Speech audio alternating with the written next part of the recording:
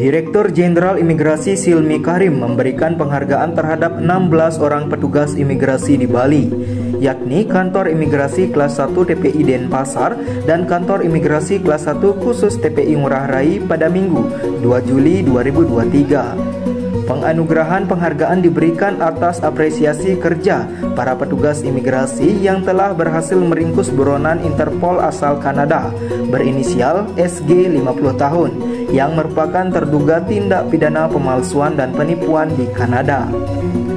Penangkapan SG berawal saat Dirjen Imigrasi dihubungi oleh perwakilan pemerintah Kanada mengenai warga negara Kanada subjek Red Notice yang sudah 3 tahun berada di Indonesia. WNA tersebut telah melakukan tindak pidana di negaranya. SG kemudian diamankan oleh tim intelijen dan penindakan keimigrasian Imigrasi Ngurah Rai dalam kegiatan patroli keimigrasian atas perintah Dirjen Imigrasi pada 19 Mei 2023 di sebuah villa di kawasan Canggu, Kuta Utara. Mengingat Indonesia bukan tempat pelarian atau tempat berlindung WNA buronan dari luar negeri, sehingga pihaknya akan terus melakukan operasi WNA subjek Red Notice yang menetap di Indonesia. Pertama, ini merupakan atensi dari pemerintah Kanada, ya, sampai perwakilannya itu minta secara khusus, ya, karena yang bersangkutan ini menjadi atensi dan kemudian akan menjadi salah satu isu yang akan didiskusikan antar negara. Kenapa? Karena selama 3 tahun tidak pernah bisa amankan, ya. Bahkan setelah dicek, ya, itu dia memiliki izin tinggal dan juga berinvestasi, ya, di Indonesia. Nah, yang bersangkutan subjek Red Notice, ya. Terus kok dia malah bisa di Indonesia hidup dengan tenang, gitu kan? Sementara ada hal yang harus diselesaikan di negaranya, ya. Karena yang bersangkutan telah diduga, ya, itu melakukan penipuan puluhan juta US dollar di Kanada. Permasalahannya di sini kita tidak punya perjanjian ekstradisi dengan Kanada, sehingga harus diatur suatu cara untuk bisa yang bersangkutan itu diamankan di negara yang memiliki ekstradisi dengan Kanada, misalnya adalah Australia.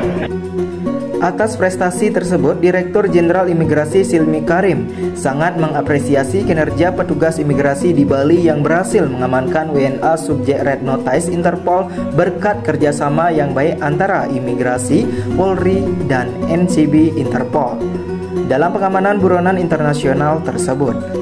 Diharapkan penganugerahan penghargaan tersebut dapat menyulut motivasi petugas imigrasi terkait dan rekan-rekan sejawat di imigrasi sehingga semakin terpacu untuk memberantas kejahatan transnasional. Oleh karena itu, Direktorat Jenderal atau Ditjen Imigrasi masih terus melakukan peningkatan sistem keamanan perlintasan agar pengawasan WNA berjalan dengan semakin efektif dan efisien. Jadi, deportasi ke Kanadanya itu melewati Sydney. Nah, petugas penegak hukum Kanada sudah menunggu di Sydney. Ketika yang bersangkutan itu mendarat, kemudian diamankan oleh penegak hukum Kanada yang ada di Sydney dan memang ada perjanjian ekstradisi dengan Kanada. Nah, apresiasi ini, ya, saya untuk nambah semangat, membangun satu kultur baru di imigrasi, ya, yang mana mungkin dulu sempat ada, ini saya hangatkan lagi, ya, sehingga ke depan, gitu, mereka akan berlomba-lomba untuk meningkatkan kinerjanya untuk bisa mengamankan hal-hal yang tentunya diamanatkan sebagai tugas dan fungsi Direktorat Jenderal Imigrasi, ya, baik itu di kantor pusat maupun juga di UPT di daerah. Penerimanya ada 16 orang, ya, karena itu kan mengamankannya juga ada dari sisi intelnya, ada dari sisi wasdakimnya, gitu, ya, pengawasan dan penindakan. Nah, ini dari gabungan dari Kanwil Denpasar dan Kanwil Ngurah Rai. SG diketahui pertama kali masuk wilayah Indonesia melalui Bandara I Gusti Ngurah Rai pada 18 Maret 2020 menggunakan bebas visa kunjungan. Terakhir, SG memegang izin tinggal terbatas investor yang berlaku hingga 30 Desember 2024.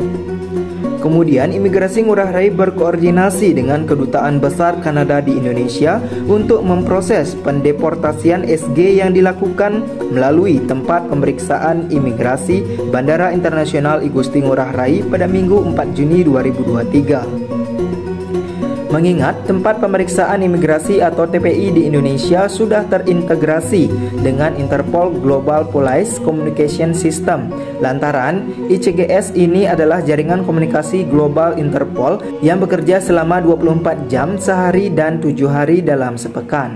JBM TV melaporkan.